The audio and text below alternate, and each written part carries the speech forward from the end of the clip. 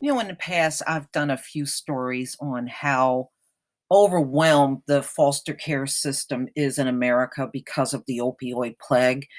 Well, this is something that just continues to get worse, just like the drug addiction problem is getting worse.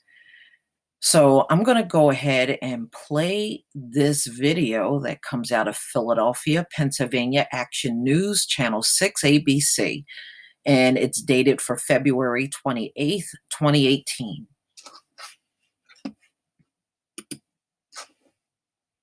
And now the details on an Action News investigation. For years now, the foster care system has been strained, but the opioid crisis has created an avalanche of neglected children. Action News investigative reporter Chad Pradelli has more on what experts are calling an overwhelmed foster system. Chad. Rick, more and more children are being removed from homes due to their parents' opioid addiction. We sat down with a mom, now in drug recovery, and her son to talk about their long journey to reunification.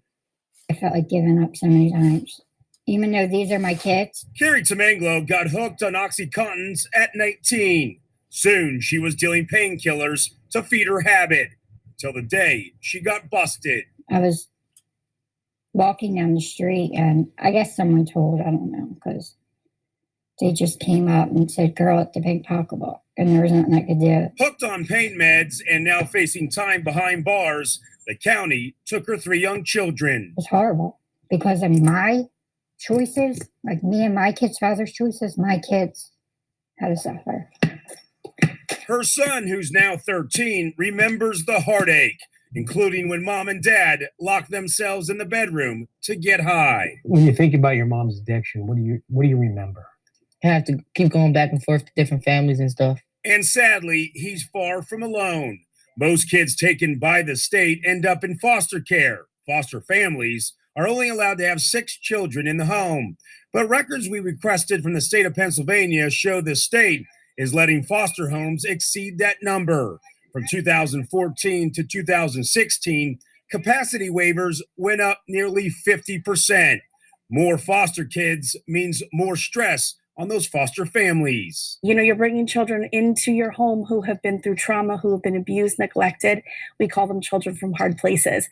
And those children need lots of attention. Angie Gillen runs the foster system for the Salvation Army's Children's Services.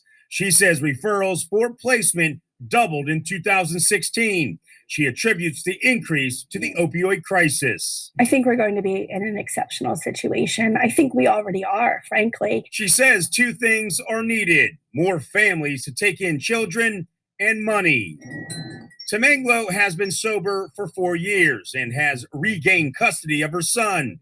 The 2 daughters she lost now live with other family, but she says the relationship is strong. She and her son have a message for others impacted by opioids. You can't give up. You'll never get them back if you give up. Stay strong, and your parents might be fighting for you.